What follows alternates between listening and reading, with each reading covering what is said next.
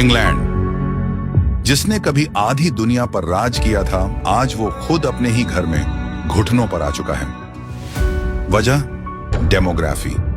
England ने कभी मानवतावादी और कभी सस्ते लेबर के चक्कर में बाहरी लोगों को अपने देश में बसने की इजाजत दे दी। युद्ध किए बिना, बंदूक उठाए बिना अब एक पूरी आबादी ने इस देश को अपने कब्जे में ले लिया। जो कभी शरणार्थी बनकर आए थे, आज सत्ता के केंद्र में हैं और असली इंग्लिश नागरिक, उनका अस्तित्व ही संकट में आ चुका है। भारत के अंदर भी कांग्रेस और धर्म आधारित पार्टियां, जिन्होंने एक तबके को अपना वोट बैंक बना लिया है, वो संविधान के खिलाफ जाकर पिछड़ों के हक मारकर सर्वोच्च न्यायालय के धिक्कार के बावजूद उन्हें सरकारी ठेकों में 4% आरक्षण दे दिया है।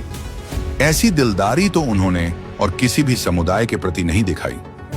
इस फैसले से बहुत सारे लोग कन्वर्ट होने के लिए प्रेरित हो सकते हैं। क्या वो लोगों को प्रेरित करना चाहते हैं कि वो कन्वर्ट हों, और तो और वो घुसपैठियों के रहनुमा बने रहते हैं। इन सब के पीछे उनका एक ही मकसद है कि भारत की डेमोग्राफी चेंज करना। इन 60 सालों में इनकी ऐसी ही नीतियों के कारण 200 जिलों की डेमोग्राफी पहले ही बदल चुकी है। ये लोग खास वर्ग को आरक्षण देकर कल्याणकारी काम नहीं कर रहे हैं, बल्कि हिंदुओं की विनाशकारी गाथा लिख रहे हैं। जाति जनगणना का लॉलीपॉप दिया, अब खास वर्ग की झोली भर रहे हैं। कुल मिलाकर माना जाए तो जैसे इंग्लैंड मूल निवासियों का नहीं रहा, वैसी ही भारत के साथ हो सकता है।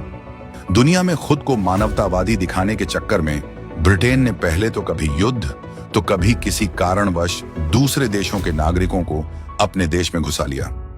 इंग्लैंड भी इन ठप्पों के डर से डेमोग्राफ इन्वेजन का शिकार हो गया और ग्रूमिंग गैंग के खौफनाक कारनामों को भी फलने फूलने दिया, जिनके हत्थे ना जाने कितनी बच्चियों के साथ रेप हो गए। इंग्लैंड डेमोग्राफिक इन्वेजन का शिकार। आंकड़ों के मुताबिक इंग्लैंड और वेल्स में ईसाइयों की आबादी 2011 में जो 60% थी, वो पहली बार 13% गिरकर 46% रह गई है। कुछ इलाकों में तो वे अब अल्पसंख्यक बन चुके हैं। वहीं अल्पसंख्यक समुदाय की आबादी थी 4.9 से बढ़कर 6.5% हो गई है। प्रवासन का असर। इंग्लैंड की आबादी भारी प्रवासियों के कारण इतनी तेजी से बढ़ी रही है कि उसके जो असली नागरिक हैं, वो अपने ही मुल्क के अंदर माइनॉरिटी में तब्दील हो सकते हैं। सिर्फ 2023 में ही करीब 6,07,000 लोग इंग्लैंड में आकर बसे, जिसमें से ज्यादातर लोग अल्पसंख्यक समुदाय से ताल्लुक रखते हैं। माइग्रेशन ने इसे एक ग्लोबल विलेज बना दिया है। पिछले कुछ सालों के अंदर इंग्लैंड की सांस्कृतिक पहचान वो गुम होती जा रही है, या उसे बदलने की जो कोशिश है वो साफ साफ दिखाई पड़ रही है। हाल ही में लंदन के सबसे पहले क्रिकेट स्टेडियम में इफ्तार पार्टी की गई। आपको क्या लगता है कि ये महज एक धार्मिक आयोजन था, या अंग्रेजों के लिए संदेश कि हम अब यहाँ के मालिक हैं? अब तो लंदन पुलिस भी इफ्तार का आयोजन कर रही है।